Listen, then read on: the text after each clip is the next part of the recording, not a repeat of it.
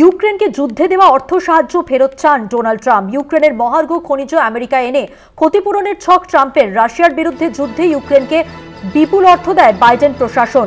খনিজ সম্পদ নিয়ে কিভ ওয়াশিংটন চুক্তির প্রেক্ষিতে যুদ্ধকালীন অনুদানের ক্ষতিপূরণ চান ট্রাম্প। ইউক্রেনের মহার্ঘ খনিজ আমেরিকায় এনে ক্ষতিপূরণের ছক ট্রাম্পের।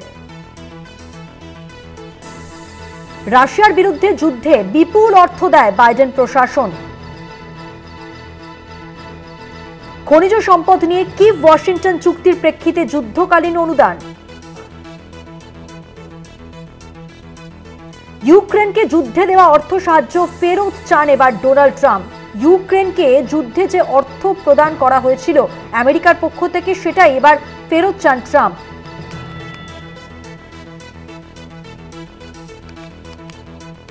যুদ্ধকালীন অনুদানের ক্ষতিপূরণ চান ট্রাম্প। খনিজ সম্পদ নিয়ে কিভ ওয়াশিংটন চুক্তির প্রেক্ষিতেই যুদ্ধকালীন অনুদান।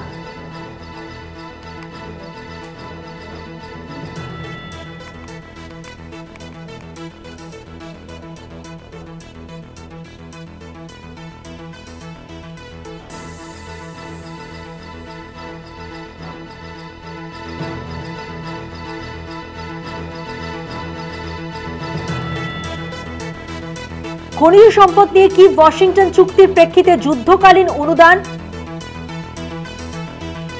এবং সেই অনুদানই এবার ফেরত চান ডোনাল্ড ট্রাম্প। কথা বলবো, সরাসরি নিউজরুম থেকে রয়েছেন আমাদের পলিটিক্যাল এডিটর আশিস চট্টোপাধ্যায়। আশিস দা, ক্ষমতায় আসার পর থেকে একের পর এক চুক্তি, একের পর এক সিদ্ধান্ত ট্রাম্প নিয়ে চলেছেন। বাইডেন প্রশাসন থাকাকালীন যে অর্থ দেওয়া হয় যুদ্ধে, খনিজ সম্পদ নিয়ে কিভ ওয়াশিংটন চুক্তির প্রেক্ষিতে এবার সেই যুদ্ধকালীন অনুদান ফেরত চাইলেন ট্রাম্প। কিসের ভিত্তিতে, কি মনে করে, কি অবস্থানে দাঁড়িয়ে ট্রাম্পের এই সিদ্ধান্ত জানতে চাইব। দেখো, বিশ্ব পরিস্থিতি যে দ্রুত বদলে যাচ্ছে তার বিরাট বড় একটা সাক্ষ্য পাওয়া যাচ্ছে ইউক্রেনের মাটিতে।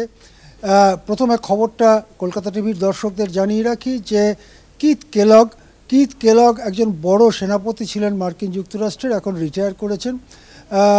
এই কেলগকে ট্রাম্প পাঠিয়েছেন ইউক্রেনে স্পেশাল এনভয় করে।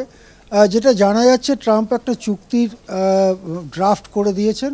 সেই ড্রাফটটা পকেটে নিয়ে কেলগ গেছে ইউক্রেনে গিয়ে জেলেনস্কিকে বলেছে তার নিচে সই করে দিতে।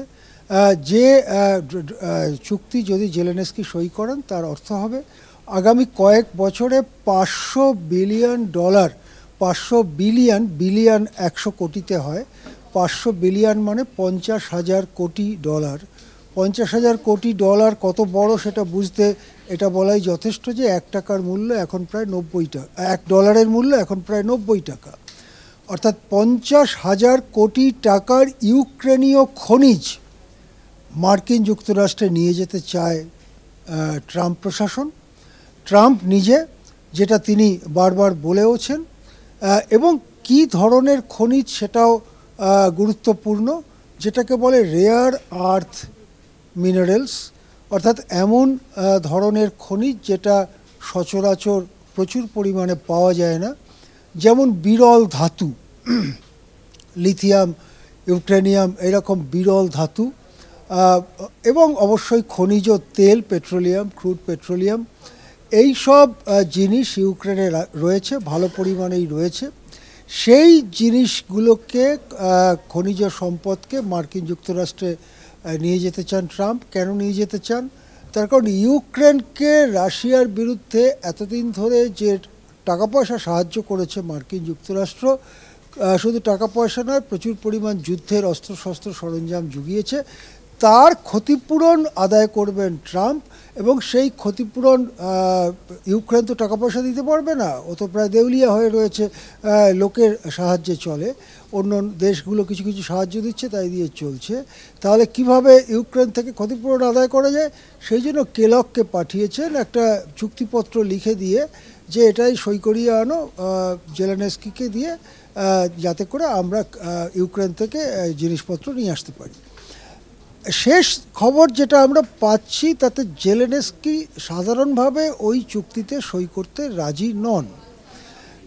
জেলেনস্কির কিছু সমস্যা আছে, সমস্যার মধ্যে একটা হচ্ছে এই যে তিনি আর নির্বাচিত প্রেসিডেন্ট নন, তার মেয়াদ শেষ হয়ে গেছে কয়েক মাস হলো, কিন্তু ভোট টোটের দিকে যাননি, তিনি ক্ষমতা আঁকড়ে বসে রয়েছেন।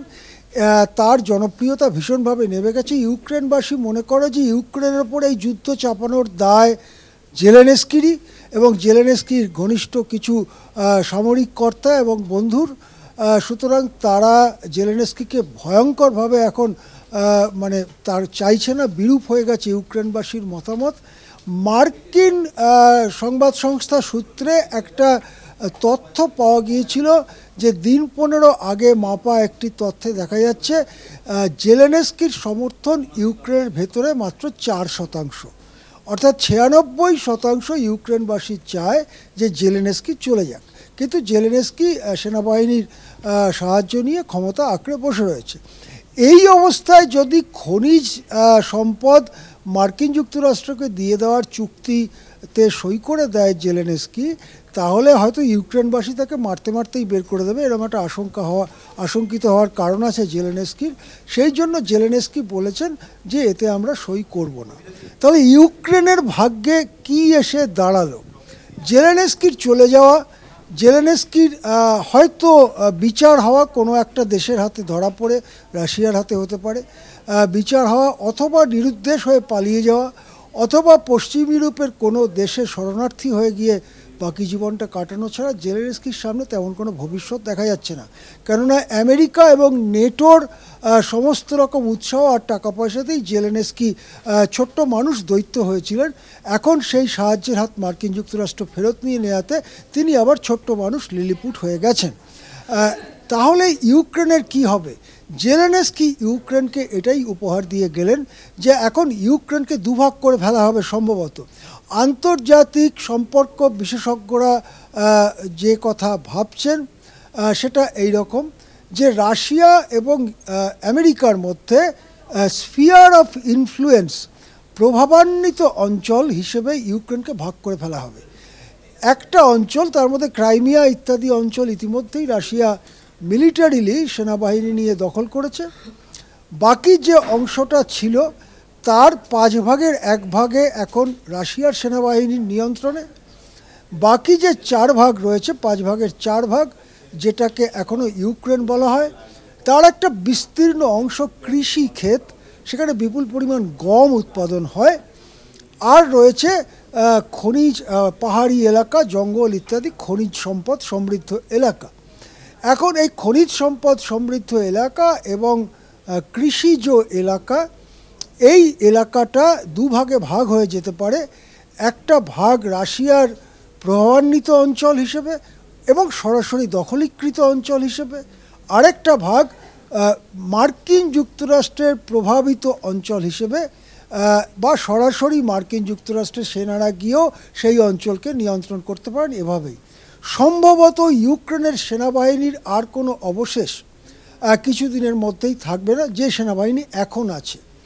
সাবেক সেনাবাহিনী ধ্বংস হয়ে যাবে বলেই মনে করা হচ্ছে, কেননা যদি জেলেনস্কিকে পালিয়ে যেতে হয় বা জেলেনস্কির সরকারের পতন ঘটে, তাহলে ওই সেনাবাহিনী কি করে নিজেদেরকে ধরে রাখবে?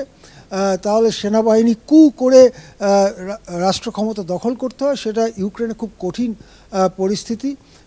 কেননা রাশিয়া একেবারে কিভ, রাজধানী যে শহর কিভ, তার কাছাকাছি ঘাড়ের ওপর নিঃশ্বাস ফেলছে। সুতরাং ইউক্রেনের সেনাবাহিনী যে খুব দুর্বল হয়ে যাবে, সেটা যে গলে যাবে কিছুটা এই পরিস্থিতির মধ্যে, সেটা মোটামুটি বোঝা যায়। সেক্ষেত্রে দুটো সামরিক শক্তি, একটা হচ্ছে মার্কিন যুক্তরাষ্ট্র, নেটোর থেকেও, NATO north Atlantic treaty organization, যার মধ্যে মার্কিন যুক্তরাষ্ট্র ছাড়াও পশ্চিম ইউরোপীয় দেশগুলো ছিল, সেই নেটোকে সামনে রেখেই এতদিন ইউক্রেনের যুদ্ধবিগ্রহ হচ্ছিল। এই নেটো এখন অনেকটা অর্থহীন হয়ে যাচ্ছে ট্রাম্পের পলিসি অনুযায়ী, সামনে চলে আসছে সোজা মার্কিন যুক্তরাষ্ট্র। সুতরাং ইউক্রেনকে যদি প্রভাবিত এলাকায় ভাগ করা হয়, এক ভাগে থাকবে মার্কিন যুক্তরাষ্ট্র, তার সামরিক শক্তি নিয়ে থাকবে, অন্য ভাগে থাকবে রাশিয়া, তার সামরিক শক্তি নিয়ে থাকবে। যে ইউক্রেন সোভিয়েত ইউনিয়ন ভেঙে যাওয়ার পর একটা স্বাধীন রাষ্ট্র হিসেবে দেখা দিয়েছিল, জেলেনস্কি তাদের পার্টি এবং কিছু তাদের যুদ্ধবাজ ইন্ডাস্ট্রিয়ালিস্টের কুপরামর্শে সেই স্বাধীন ইউক্রেন হয়তো আস্তে আস্তে বিশ্বের ম্যাপ থেকে বিলীনই হয়ে যাবে। হ্যাঁ। ধন্যবাদ। কথা বললাম আমাদের পলিটিক্যাল এডিটর আশিস চট্টোপাধ্যায়ের সঙ্গে।